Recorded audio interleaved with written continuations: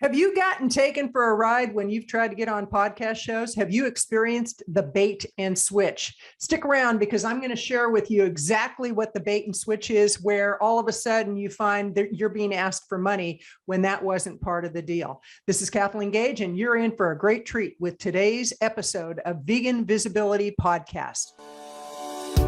Welcome to the Vegan Visibility Podcast Show, where your host, Kathleen Gage, shines the spotlight on vegan and plant-based businesses and entrepreneurs from all walks of life committed to cruelty-free eating, healthy lifestyles, animal compassion, and the environment.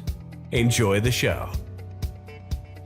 Well, you know, it's interesting because I've done, I don't know how many podcast interviews. I've been on both sides of the mic. I used to say well over 1,000 times, and it's got to be even more than that because I've been doing this for years. My first podcast show was in 2014. I ran that for a while. I did what's called pod fading, which we'll talk about in another episode. And I started that show back up about 6-8 months ago. Prior to that, I started another podcast show called Plant-Based Eating for Health, and that show just hit close to 100 episodes. The Vegan Visibility Show has hit close to 205 episodes. So I've been doing episodes for a while, and I've been a guest on many, many, many shows. And I remember early on, I was on a show and thought I did a great job. Most of the hosts that I had been on their shows, they said, wow, you are great. You did a great job. And that's not to brag about my skill set. It's just that I've been doing this for a long time. I've been a professional speaker. I've done training. I've worked, actually, I did training for the U.S. Marine Corps, the Army, sheriff's departments, municipalities, state agencies, federal agencies. And if you can survive that, you're a pretty darn good speaker in my mind. And, that is my humble opinion. But I was on this show, did a great job. And the host said, well, let's do a debrief. Let's schedule a debrief. So we scheduled a debrief, first time that had ever happened. And we did the debrief. And he said, you were really good. However, and he started dropping the gavel and saying, you messed up here, you messed up here, you messed up here. And I'm like, this is really bizarre.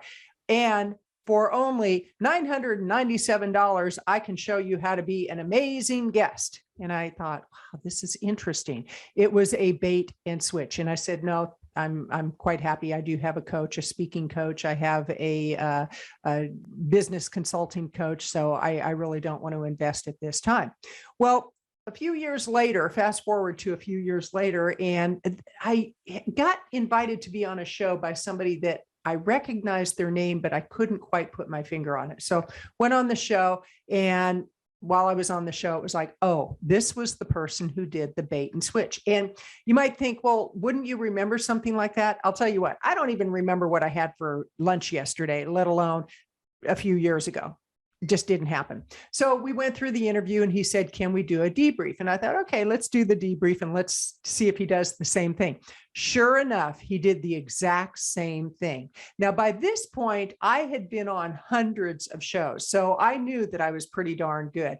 And the more you do something, the better you get. Well, again, he did the bait and switch. So the whole reason I wanted to shoot this episode is to let you know that there are people out there that are using slimy business tactics to get you to separate from your money. Now, there's nothing wrong with separating from your money. There is something wrong in having unethical business practices that get you to think that you don't know what you're doing. You need to know what your value is. You need to know that you're good at what you do. You need to know if you are, in fact, an expert, and don't fall for the bait and switch. Another kind of bait and switch that I just heard about recently, and this is the first time I've heard about it, but I would love your feedback if it's happened to you or if you've had another situation that's happened that you consider a bait and switch. A client of mine wrote in our private Facebook group, and she said, have you ever been asked to post to agree to a no-show penalty fee? She was invited by a host. She was the one who was invited. She didn't approach the host to be on this podcast show. And what the host wanted her to do was fill out a form, which is standard procedure. The last point on the form was, check here if you agree to pay a $25 penalty fee if you're a no-show. I've never heard of that. And now I'm not saying that it doesn't happen. I'm not saying that it's, not a business practice that people use, but in the over 300 episodes that I've done, I have never even thought of asking people to agree to a no-show penalty fee. So have you ever experienced that? If so, leave your comments down below. And if so, what was your response to that? What I'd love to know is, have you experienced any kind of bait and switch strategies when you've been on podcast shows? Because the fact is, podcast shows are becoming more and more popular. Currently, there's about 2 million shows. Not all of them are active. That's something that I teach my clients is how do you determine if a show is even worth approaching? Because if an episode hasn't aired for, let's say, a few months or even a few years, the show is probably an inactive show. So you're going to be spinning your wheels and reaching out to a host that probably isn't going to even be responding to your messages. So you want to know that the shows that you approach are timely, but that right now there are about 2 million shows. Compare that to 600 million blogs. So you still are in fairly new territory with podcast shows. However, there are a lot of people that are claiming to be quote unquote experts. I do air quotes because quote unquote experts. You want to make sure that they really know what they're doing. You want to make sure that they really have the track record to justify whatever it is they're saying is true. And as an expert myself, I do look for other experts to learn from. I just yesterday joined a group of women from the Pacific Northwest who are all podcasters, and I learned some great information. Some of them have not been podcasting as long as me, but they have a lot of expertise. They've been doing a lot of podcasting. My good friend Bonnie Frank, she's definitely an expert when it comes to podcasting. The organization She Podcast has a wealth of knowledge in that group. So look to people that can give you great information. And if you'd like to get my free checklist on how to really make sure you're doing things right to get on podcast shows, just click the link below and you'll have access to my free podcast checklist, which helps you to position your expertise and be more of an influencer.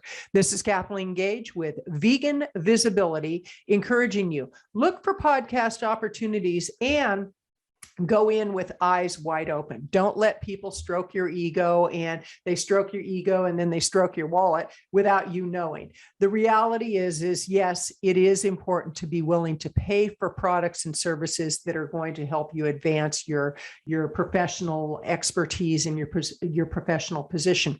Just in the last couple of weeks, I've joined 4 different programs that each I evaluated and said, okay, is this going to be a good investment of my time and my money? I am a believer that you need to invest your time and money, but you also need to evaluate, even if it's $5, am I going to get value from this? Am I going to implement the information? I encourage you, really evaluate what are your goals as we move into the new year. What are your goals? What do you want to accomplish in 2022? What do you need to do to accomplish that? And who are the experts that you're going to follow that really have the track record to help you get to the next level? For me, I look for people that are successful in the vegan and plant-based space, and I look to them to get some guidance. I also look to people who have been on a lot of podcast shows. I look for people who are excellent book marketers. Even though I have all this expertise, I know there's always something new I can learn. If we think we have it figured out, that's when we start following behind, and not following behind, but falling behind.